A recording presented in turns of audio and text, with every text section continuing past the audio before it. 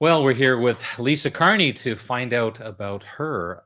I already know they're going to be fabulous classes on the Photoshop Virtual Summit. Hi, Lisa. How are you? Hi, honey. Thanks for having me. No problem at all. I'm glad you could jump in and talk to us about the class. Now, every so often, instructors and I have a chat about, what would be a good idea for a class. And I remember talking to you about some class and saying, what I'd love to see is how do you retouch when you don't have a lot of time and the pressure's on? Yeah. So tell us about your class that addresses that very topic. Yeah. And you know what, Dave, I'm going to say I really appreciate that you had the foresight to talk about this because here's the thing. We learn all these great techniques in Photoshop and you've got YouTube, people are learning this and but those are always like the optimum scenarios. And look, what is life like? Life ain't like that. And especially with jobs, it's, oh, hey, can you do this image in 15 minutes, 30 minutes? I need this by tomorrow morning. And I don't think there's enough conversation about what's the workaround for that. Because clearly there's got to be some things you don't do, let's just say, or things Right. you have to leave behind and you have to kind of surrender a bit. And so that's what I really like about that particular class. I feel like it's a good conversation about managing expectations. What is your client expecting and what are you expecting to be able to get done? Not just techniques, not just, okay, how can you do this faster, but process. Like Sure. what's your thought process and marking up files and realizing methodology, if you will. So I think it's a really handy course for that kind of thing. And I think, even people who don't have clients, part of it to me is you almost have to say to yourself, how can I budget my time? Like, is this a personal project where I can afford to just take as much as I want? Or should I, because I have 20 images, should I figure out a way to be a little more optimized with each one instead of taking forever? Yeah, absolutely. And then Dave, the other thing I think that I spend a little bit of time talking about in this class is marking up and having a roadmap, which means like, well, what does this picture need?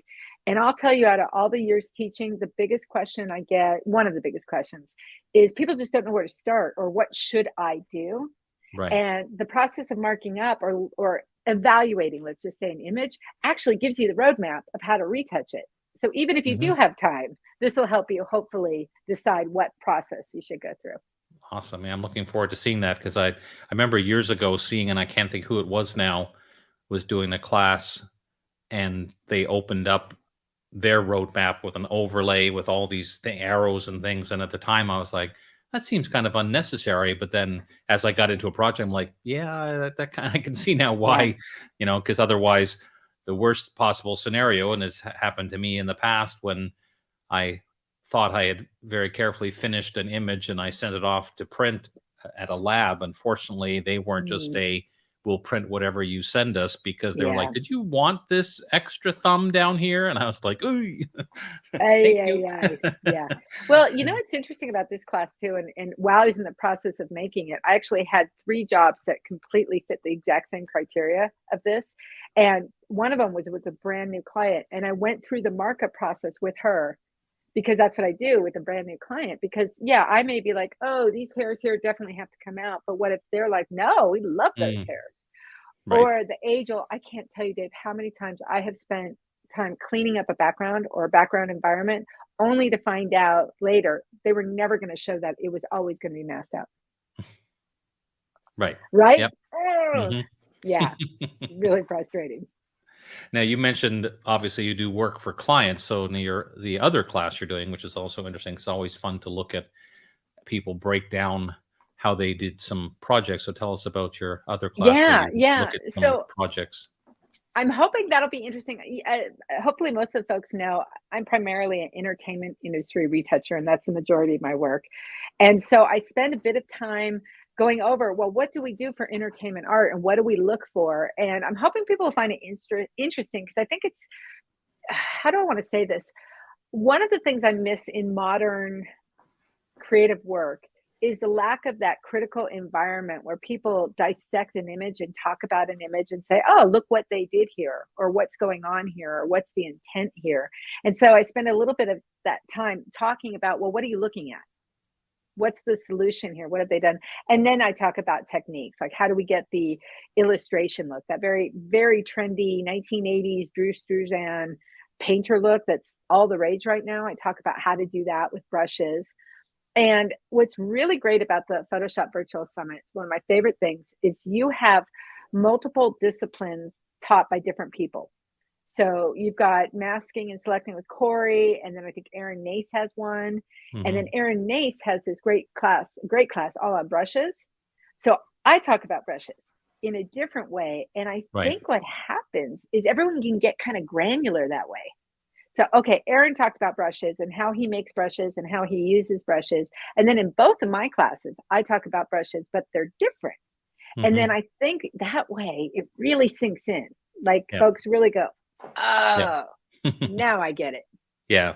I'm so glad you mentioned that, because one of the occasional comments I get when people just look at the schedule, they're like, well, I noticed there's like, 3 classes on selection and masking. I'm like, yeah, there is. Yeah. Because first of all, it's a very big topic, but secondly, it's, to me, that I agree, one of the most interesting things to see different people's take on the same broad topic and some of the approaches that they take. I think that is definitely a very valuable part, for sure. Dave, it's no, hands down, no joke. It's my favorite part of your Photoshop Virtual Summits. My favorite part is that it's multi-layer in similar topics. So you really, like, boy, you get a well-rounded bit of information. And then I want to comment, look, I've been doing this 110 years. I'm old. I've been doing Photoshop since there were no layers.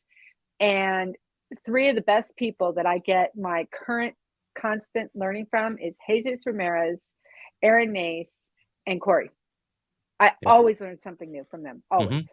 And it's hard to teach me something new. I've been doing this for a really long time. Yeah. Well, that's a very interesting comment, because I was going to ask you, one of the things that I like to sort of delve in just briefly is doesn't matter which class, but is there any one thing that you think people will be either surprised to learn, or they'll look at it and go, wow, that's going to, save me time or improve my workflow, that kind of thing? In my classes or in the other folks' classes? In my classes. That's a good question. What do I think? You know what? I hope this doesn't sound strange, but I think one of my fortes is about workflow and structure. And it's not sexy. It's not sexy to talk about like the business of retouching, but it's where we live and die money-wise. And so I feel like I tend to talk broadly about process and less, oh, you want to make a hair? Let me show you exactly how to make a hair. Does that make sense? So I think in my classes, I am more like, oh, look at those brushes. Wait, why is that brush doing something different than that other brush? What's that setting? Oh my God, what's under the hood? I'm all about what's under the hood, what's under the dialogue boxes. So hopefully that'll be where people get a little, I'm sure they will, for sure. Now, when it comes to material for VIPs, you've really done yourself putting together, what is it, like a 98-page booklet on brushes? Well, and okay, so I'm a geek. Let's just admit this. I'm a Photoshop geek, and I really geek out about that. And there is can they access it from both classes if they're VIPs? Yeah. Okay, awesome.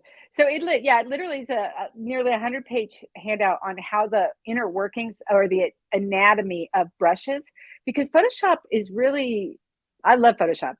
Don't get me wrong. They're crap at documenting how the mechanics work underneath. I think everyone who does that is so engineering. They're not necessarily visual. Well, I'm a visual person. So I've got arrows and boxes, and if you turn these 2 check boxes off, this brush becomes an entirely different device. And you can't show that in a 15-minute segment in an hour class. You cannot. You cannot. So I really want people to get it. And then I don't know if you noticed, I dropped in, I have about 30 brushes I'm giving folks, just hair brushes. Nice. And those brushes, I've been building up this brush library for over 30 years. And I tried to put in the most interesting brushes I have, the most different. And I hope folks go in there and look at the brush setting boxes and what's checked, so that they can extrapolate and go, oh, she checks that box here. Look what that brush does all of a sudden. Hey, I have to make grass. I bet if I used a different tip, or something Aaron may talk about. Aaron may talk about some cloud brush. And then, but that box Lisa checked, if I do that, the colors are on a hue, chromatic hue thing. Oh, yeah, that's what I'm hoping happens. Yeah. And that's one of my frankly, one of my least favorite things when people are just like, here's a preset, and then you click it and it does something, but that's kind of where it ends. Whereas Yeah. things like brushes, because you can look inside, or as you said, under the hood and see what the settings are, to me, that just motivates me to dig a little deeper in to go, well, what else, or what Yeah. if, and, Yeah. start experimenting a little further, because there's no harm in doing it. Like, the worst thing can happen Right. is that you'll get a brush that does crazy things. You're like, okay, I'll turn that back off then. Right. But it's just part of the Yeah. experimentation. And I'm hoping the handout helps because it's got big fat pictures and it's like, oh, one checkbox gets changed and look what it does. Hmm. Here's another. It's not, oh, like it's not hard to digest, I would say. Sure. Awesome. Yeah, I'm hoping. Yeah. And then the other thing on the retouching fast, talking about some of these techniques are kind of challenging at times for depending on what level people are at. So I also have a whole link to additional films they can watch to help them dive into the technique. Nice. Yeah. Awesome. I can't wait to watch. Part of my problem is trying to run this whole thing. It's just give me the time I want. I want to dig into all of everyone's classes to see, Yeah. but especially digging into those brushes for sure. Sounds Yeah. like something I can't wait to see. So, Awesome. well, Lisa, thanks so much for taking the time to chat about your classes. I can't wait Always. to see them. Yay. Thank you. And thank you for including me. I love this. Oh, I love this conference. It's so it much is fun. my pleasure. All right. Thanks again. We'll see you soon. All right. Bye. Bye.